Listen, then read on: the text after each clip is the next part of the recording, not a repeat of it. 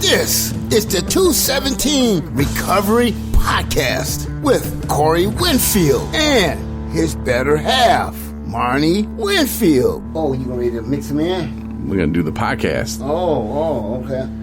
Let's Marnie start. don't get mad at you, is she? No.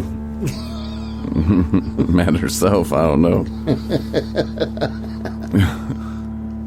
All right, let's see if this is good. Sounds good to me. It's the 13th of May, the year is 2021. My name is Corey Winfield. My name is Marnie Winfield.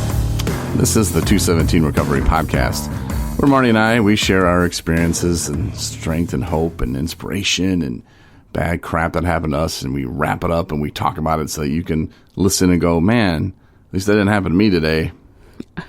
Or I'm not alone. Yeah, and some days you're like, well, their day was better than mine. But that's just how it goes, man. It's like 476th episode. So we've been going at it for a hot minute. Marnie, you've been going at it for over a year now. Does it feel like that? That's true. It has been that long. I mean, deduct a few episodes that you missed, but... Yeah. Yeah, you're getting there. I try to be pretty consistent. Yeah, it's all you can really hope for. You know? But no, I'm proud of that you're doing it today. Like right now we're recording it. It's record time, I think, 7:18 p.m. Yeah. is when we're laying this baby down. And usually you have to take a nap and you have to wake. I don't know how you do that, but then you have to wake up and you come do the podcast. But Why are you putting me on blast right now? because I'm proud of you, because we're actually doing it early when nobody's falling asleep and people can actually listen tonight. And Yeah, that's true. it's good times. Now today though, it's crazy for me. Like my emotions are all over the place. Yeah. Yeah, it was quite the day. I'm not even sure where I want to start. Start at the beginning. Okay. So when I woke up, my wife hated me. No.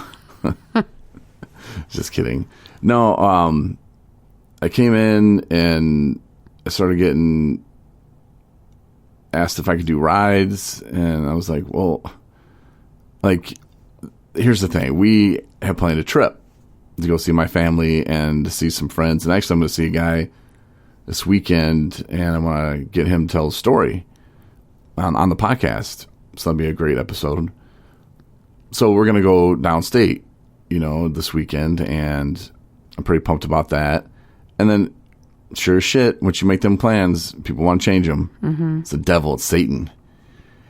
And so it's like, hey, can you take this guy? But I'm like, oh, my God. Like, I don't know, man. Like, no, I want to say no, but at the same time, I'm like, well, that's what we do.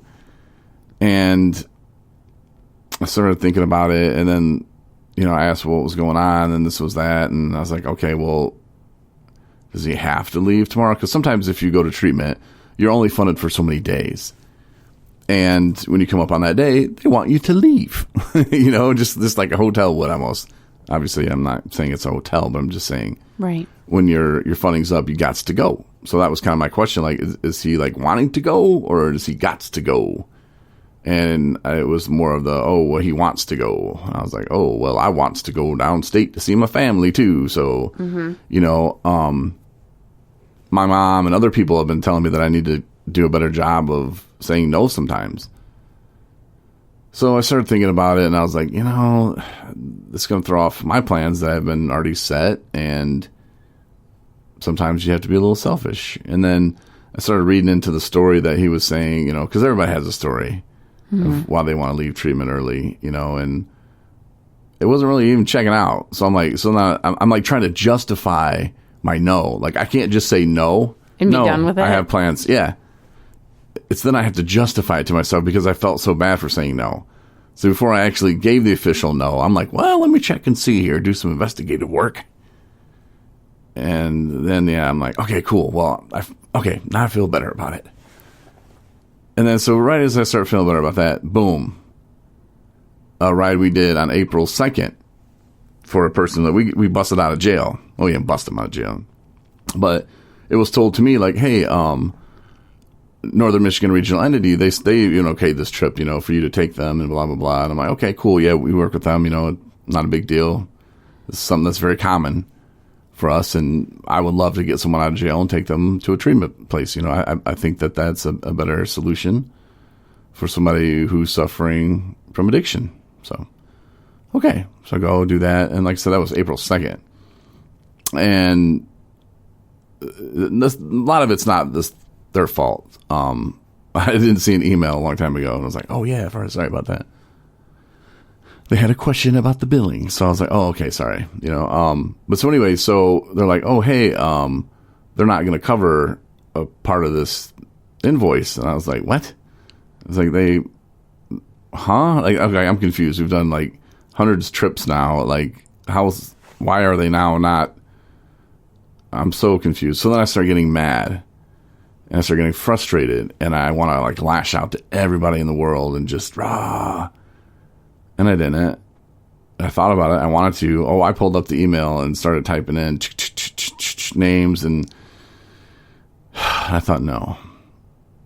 And I thought, well, let me call my friend Gail at Sunrise, because that's a treatment center in Northern Michigan.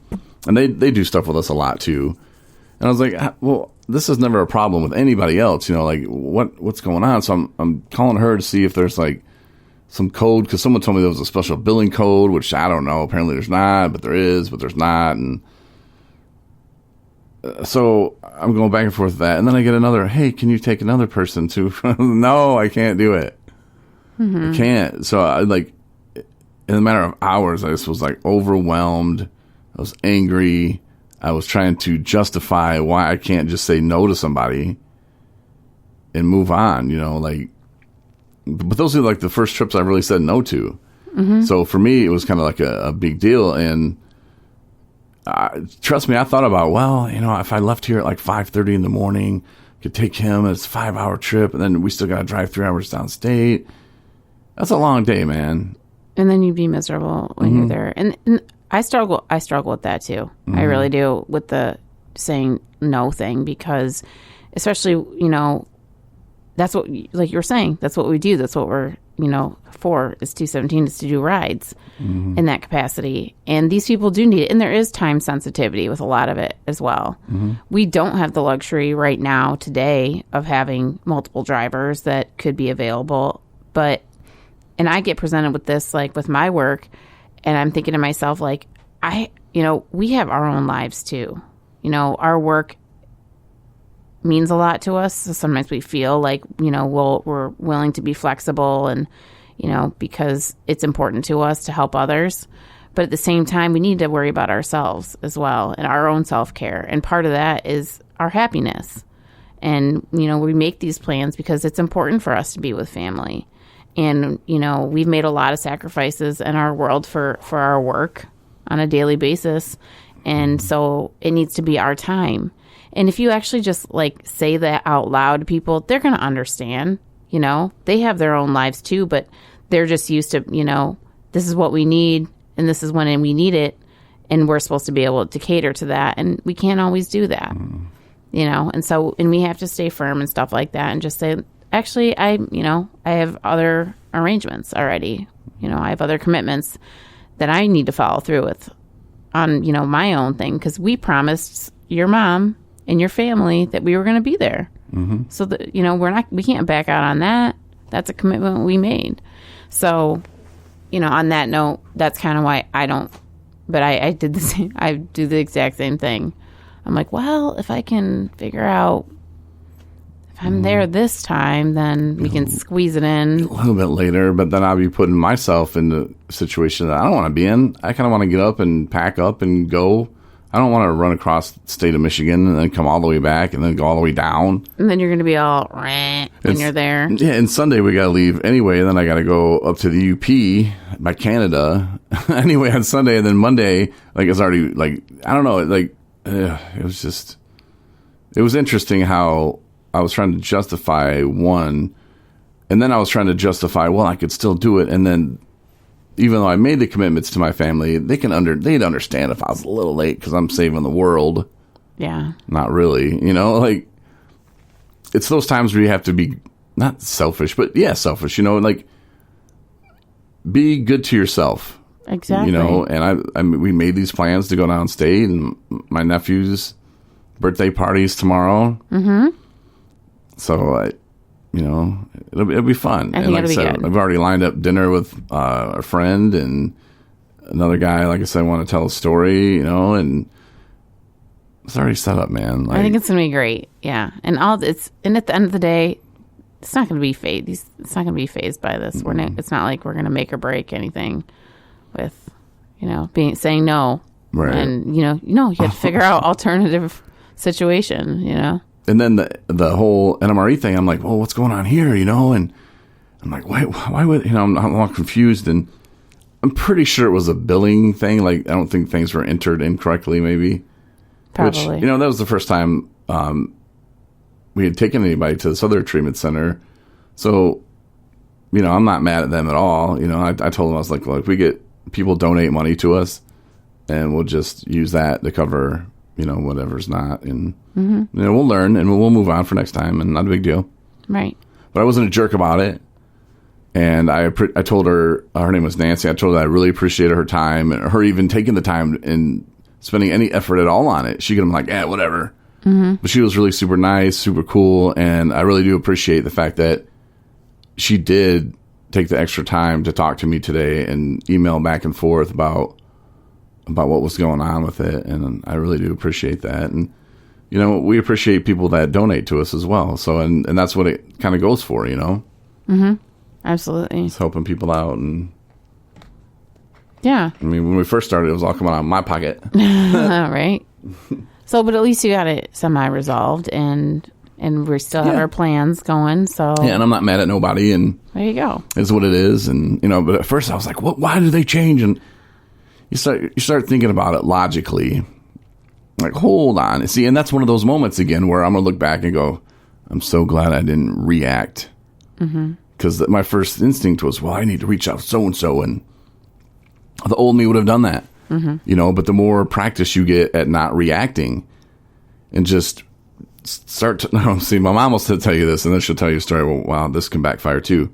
Start typing it, but never send it. And then my mom obviously hit send one time. Did you hear that story? I did. Oh, I have to have her tell that on the podcast. Yeah. But anyway, I start typing it, and I'm like, no, I'm not sending that. And because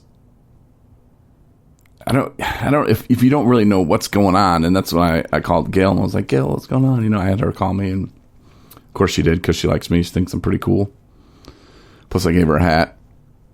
That's all I need to do. I give people a hat, and then they feel like they're into me for something. Like, oh gosh, what do I owe Corey now?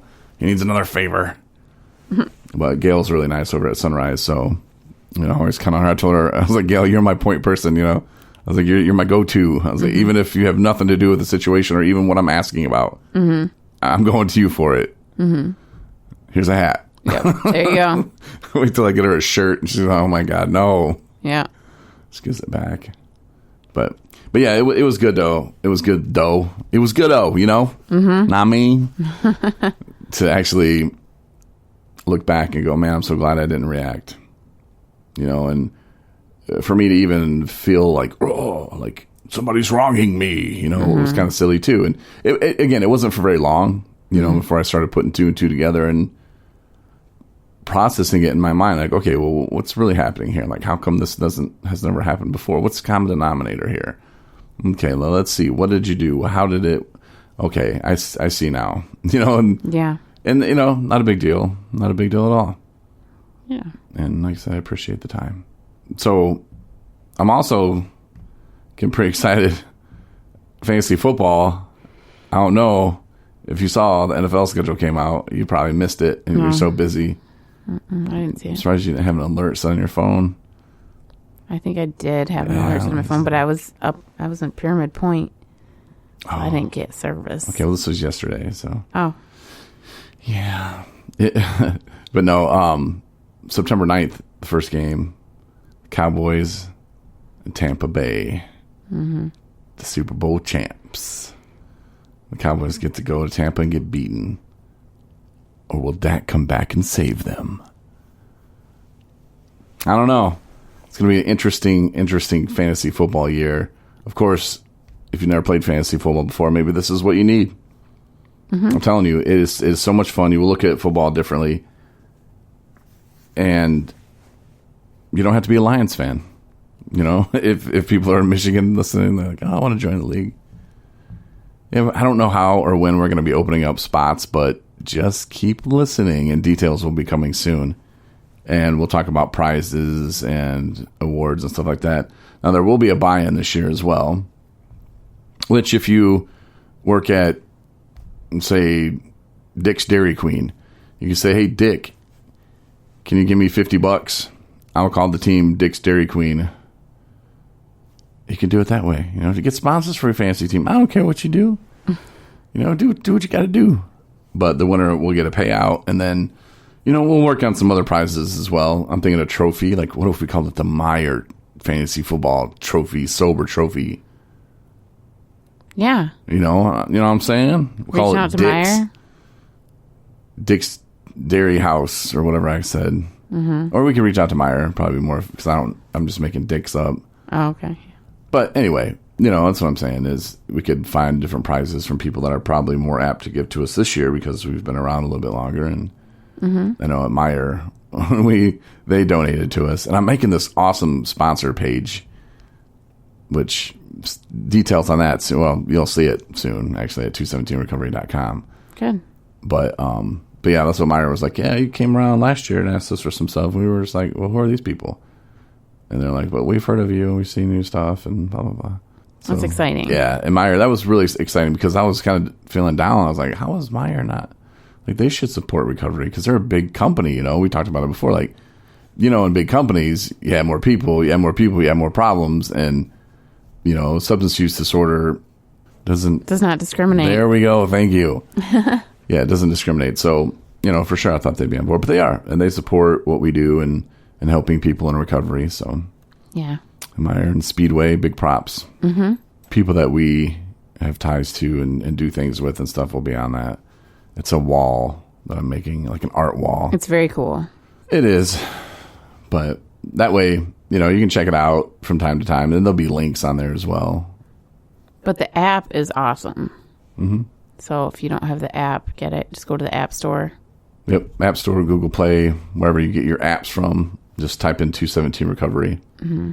And we have the 24 hours a day, the 3 readings that go along with that, daily reflections, right there on your app. Right, available. Or on our app. Yep. Just click away. Click of a button.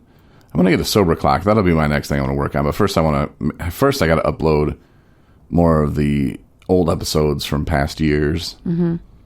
I get to crack-a-lacking on that, but that takes a little bit of time. So yeah.